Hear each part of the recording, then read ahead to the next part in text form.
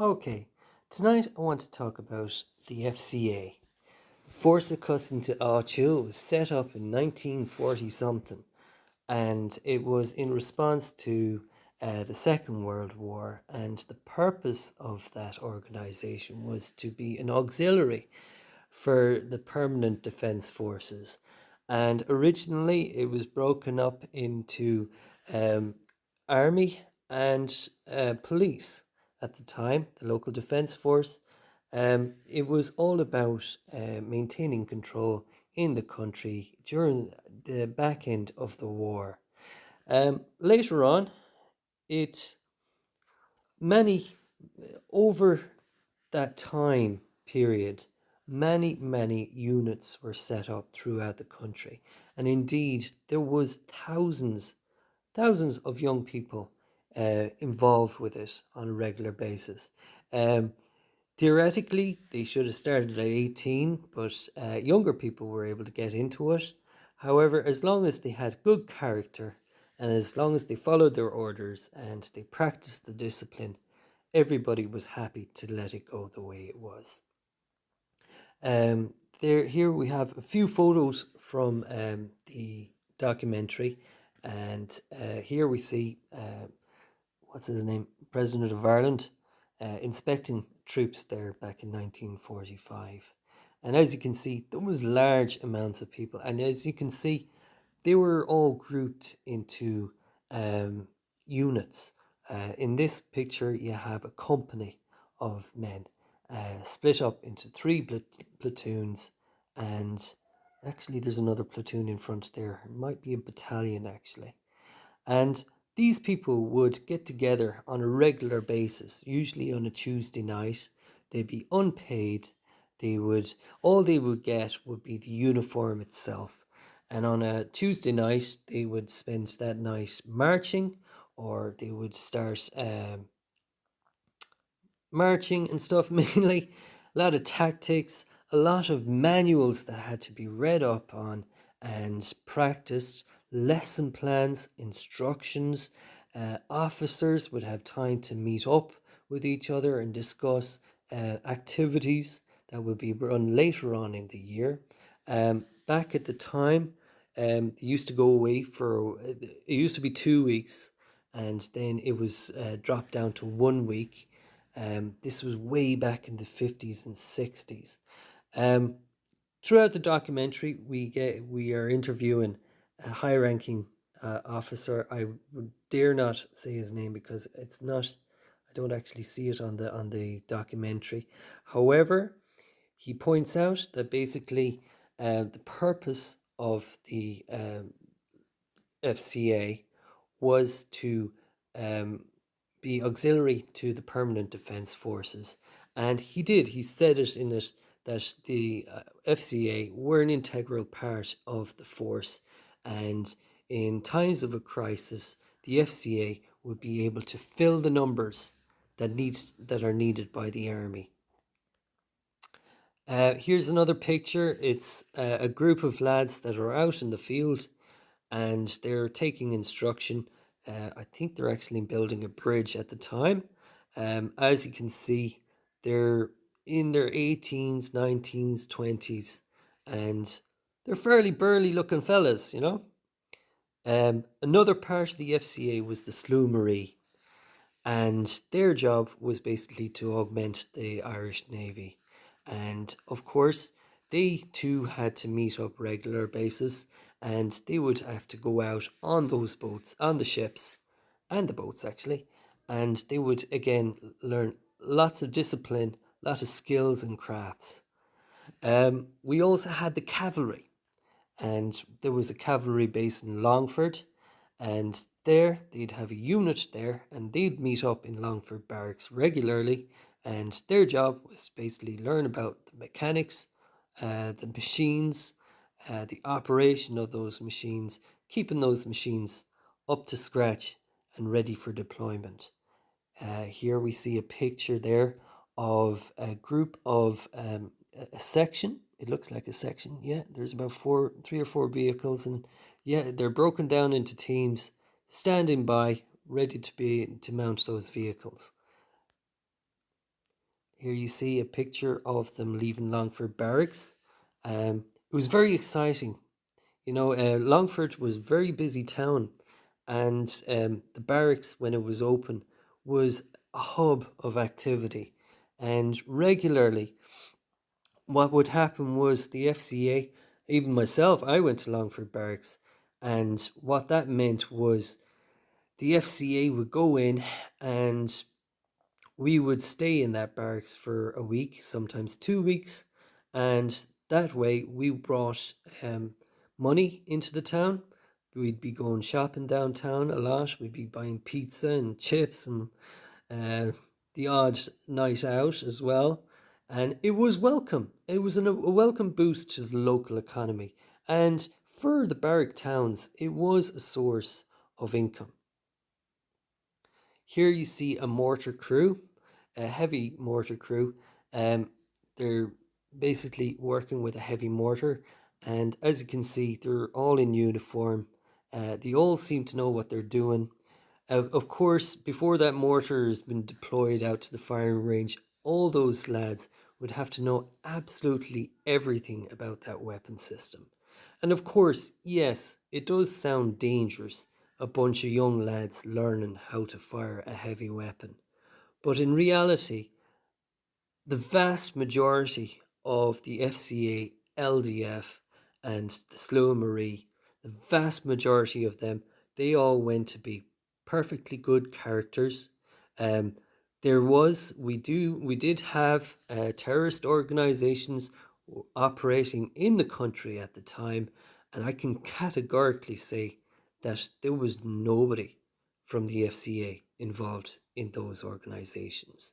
Um, Again, the officer that was given the interview, he pointed out that one of the reasons for having the FCA in the country was to keep those young people away from the likes of subversive organizations and away from drugs and away from trouble. Here we see a young fella giving an interview.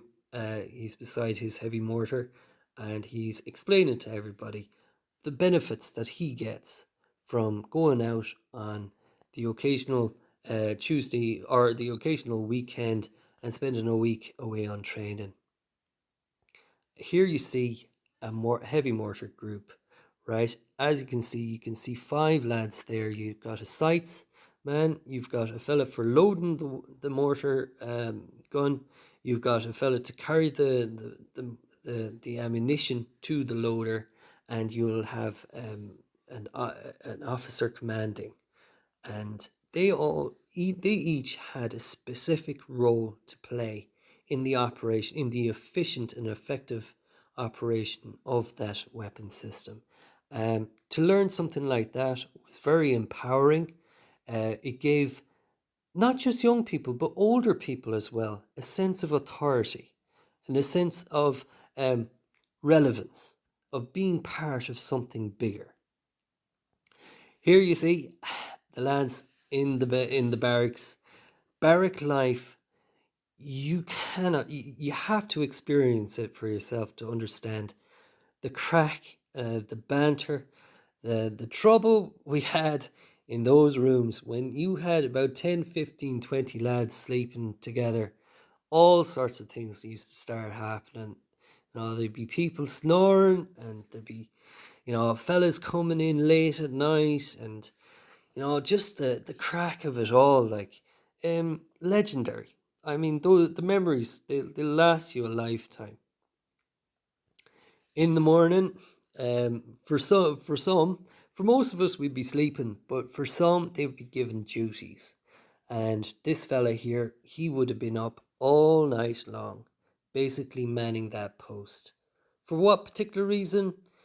Well, if he would have standing orders, he would be told how to operate, when could he use that rifle, the situations when he's allowed to fire, and for by and large, throughout the 50 or 60 odd years that the FCA, RDF, LDF was in operation, there was never any real serious incident involving sentries on night duties.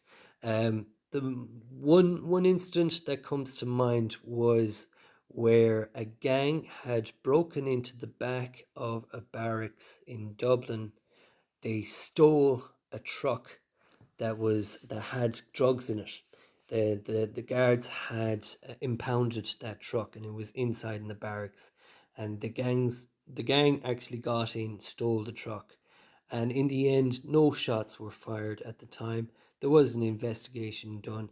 It wasn't actually FCA that was in charge of the sentry at the time, it was PDF, and they had good reasons for not shooting it, and that's all I'll say about that. Again, here you see, this is actually in the morning. You would, there would be, you get wake up call in the morning, and basically it's the guy who is on duty on night. He's armed, and he walks into your room, and he starts saying, "Lads, get up! Come on, lads, it's time to get up." This would be at 6:30 in the morning. It's like you'll never experience something like that in civil life. You had to be there to see something like that. It's a shame those kind of days are gone. What can I say? Yeah, back in those days, like, you know, having a mug, standing stand two in the morning, getting ready for the march down to the canteen, and before you go to the canteen, of course, you'd have to make sure your uniform was spick and span. You'd have to make sure that the room that you were sleeping in was dust free, swept, the toilets mopped and cleaned, and the uniform would have to be inspected before you go to the canteen. The dining hall, of course, you'd have to file into the dining hall, and sometimes there'd be only 5 or 6 of you, sometimes there'd be 150 of us. And that was an experience in itself, just standing, waiting to get your food. Then inside in the dining hall, there was protocol. You know, you had to be on your toes. You couldn't just saunter into the dining hall, pick a spot and grab whatever you could get. There was protocols that had to be followed, and if you weren't, you'd be picked up on it. The food, I can't fault it. You know, you couldn't fault it. If there was one fault, there was never enough of it. Yeah, in the morning you would have one scrambled egg or a boiled egg. You would have one sausage. You would have one slice of bacon, um, a, a dollop of beans, and that would be it. A cup of tea, and all that. That would be your breakfast for the morning. Um, yeah, and like it wasn't just for young people either. There was fairly old fellas in it as well. There'd be people in upwards in their 40s, 50s, that did it, and they would have duties around the barracks, and they too would turn up on a Tuesday evening for the training as well.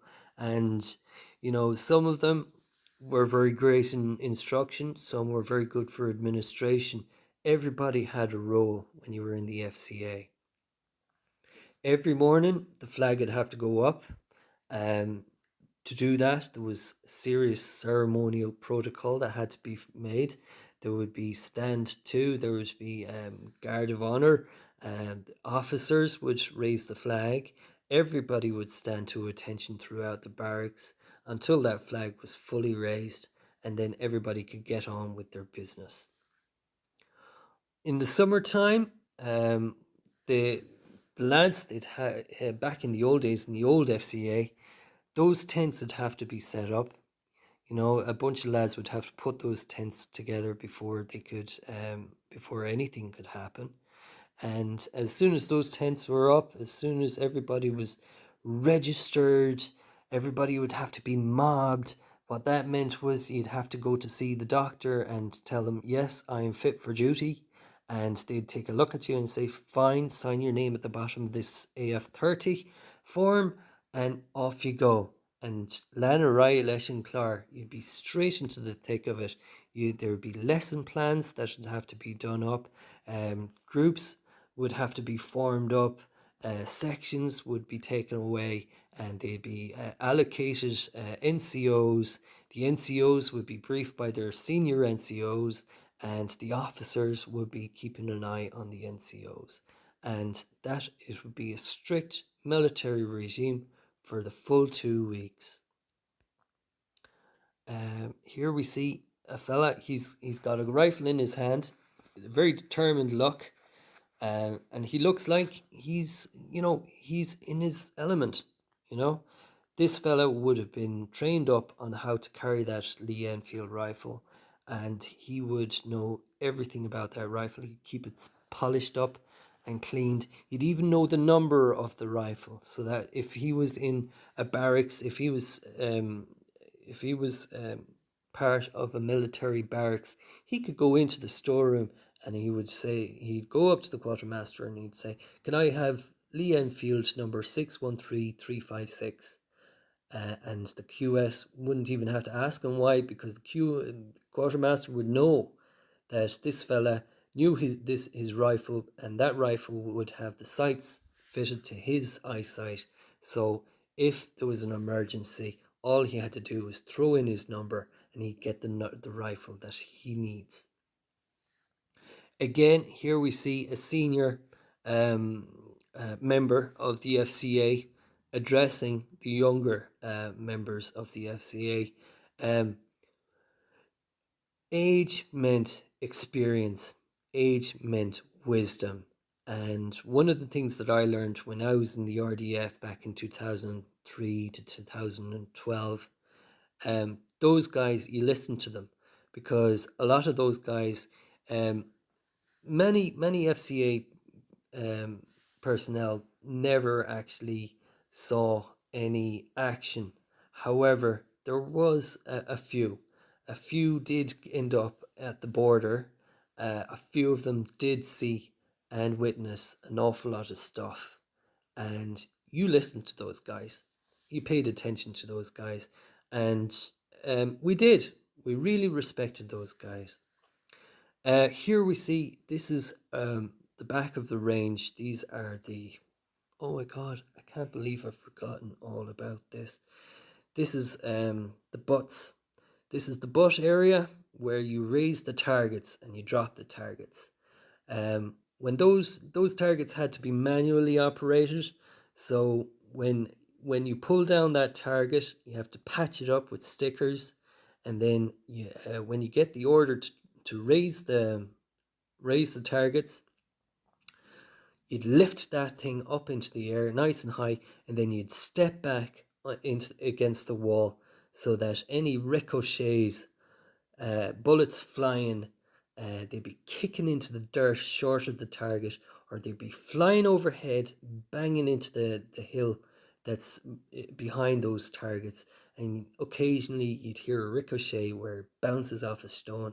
And normally, yeah, in that picture now, they're wearing their berets. They should have been wearing their helmets. But that was an experience, a very unique experience.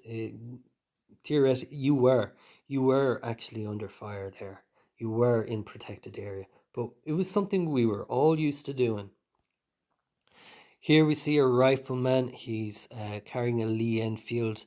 That Lee Enfield rifle was later on replaced by the FAL automatic rifle, and following that, the Steyr Army Universal Gewehr, or Army Universal Gun. That was then, well, we still have the Steyr AUG, but it's got a ACOG sight now. The rifles, that was what it was all about for an infantryman. How to strip and assemble, clean that rifle, how to carry it properly, how to use it properly, the situations where you were allowed to use it properly.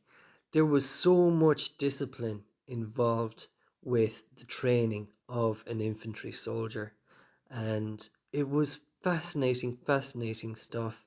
And to fire off to fire for the first time, to get a rifle into your hands for your first time, it was a very empowering experience. But you were supervised, that guy to his right hand shoulder, it's an instructor. He's there making sure that he's carrying that rifle properly. He's following safety protocols, and he is finding his mark as well. And that kind of bond between instructor and the student, especially when it came to firearms, it was intimate. It, it really was. You got to know that person, and you could tell straight off what kind of person that he was behind that rifle. And if that person wasn't somebody that you couldn't trust, we made damn sure that fella never stayed in the organization. Simple as that. And everybody could spot those kind of people a mile away. Um, can you spot them now? There's no FCA. There's no, like, nobody knows who's in the country firing rifles these days. Nobody knows the character of those people. You know, at least with the FCA, we had a good idea who. Here you see a corporal. He's looking pretty happy with himself. He's outside Calbur Barracks, by the way. Sun in his eyes, bit of a smile, a confident smile. I mean, what else could you ask for in a young adult, in a young man? So that's all I have to say about the FCA. Later. So what happened to the FCA? Well, the FCA became the RDF. That was around 2003, 2004. And at that time, there was a lot of money in the country. There was a lot of investment into the organization. And the numbers, they kept increasing. The standards kept going up. And we were being paid as well. We were getting very good pay for going out for 2 weeks training in the year. And everybody looked forward to it, particularly college students, particularly teachers. There was so many, how would you call it, white collar workers, like lawyers, teachers, office workers, administrators of various types. And they would spend 2 weeks on camp fulfilling various roles from recruit to 3-star, corporals, sergeants, lieutenants, second lieutenants, captains,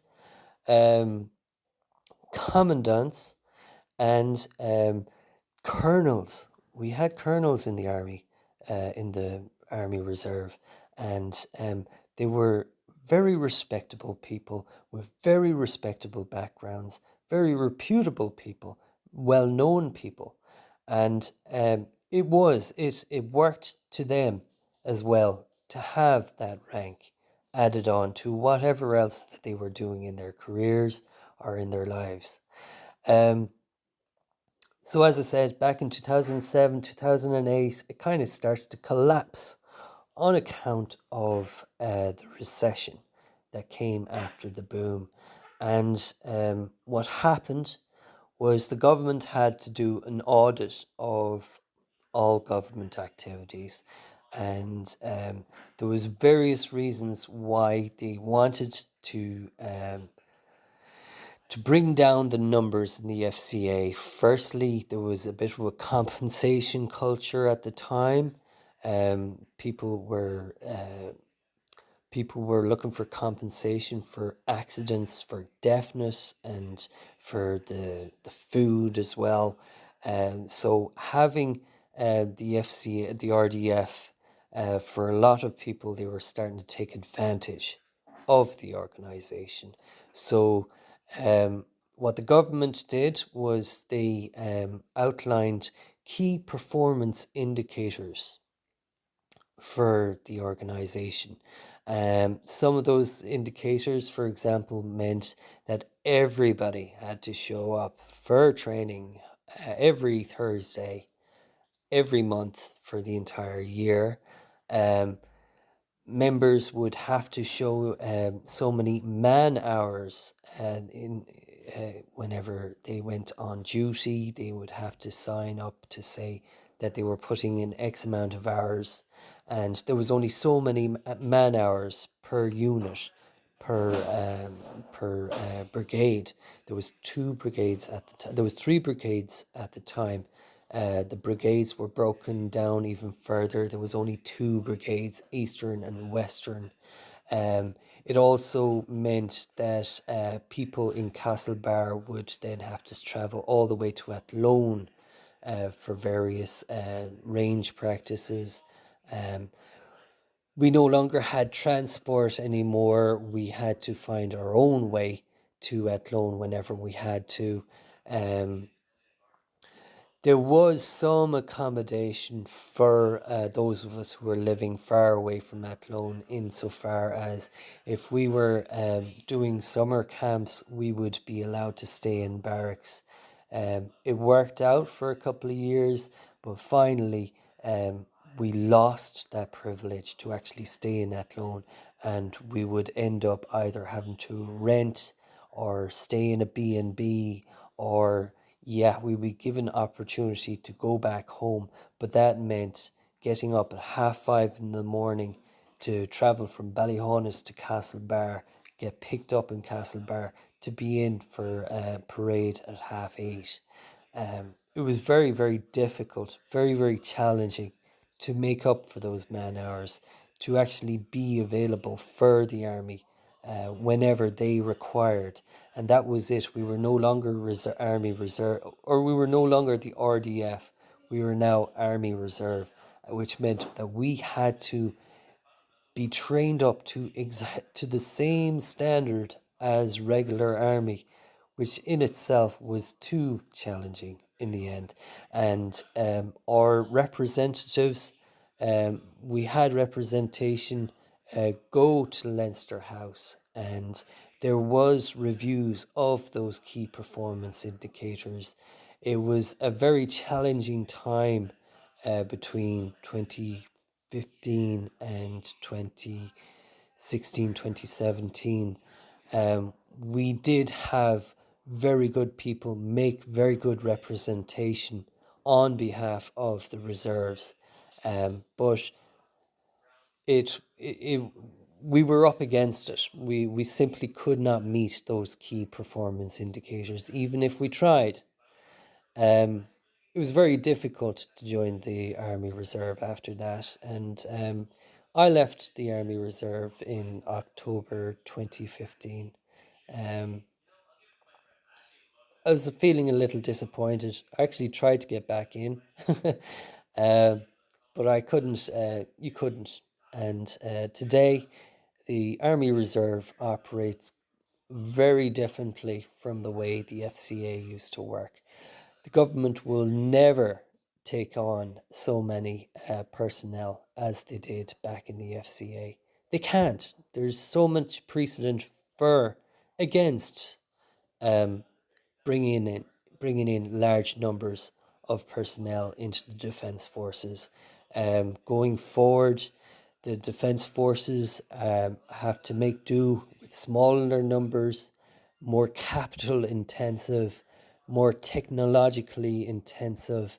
Um, However, as we see in the Ukraine crisis, the importance of being able to have um, large amounts of trained personnel ready to go.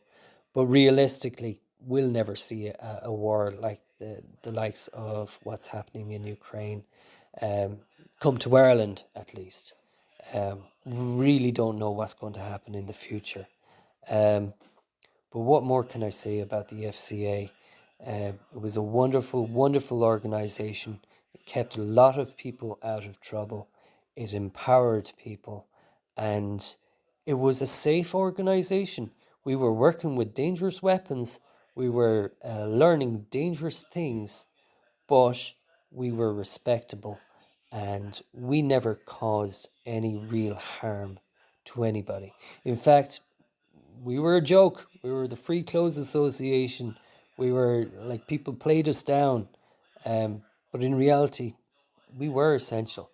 We were essential. That's all I have to say. Take care.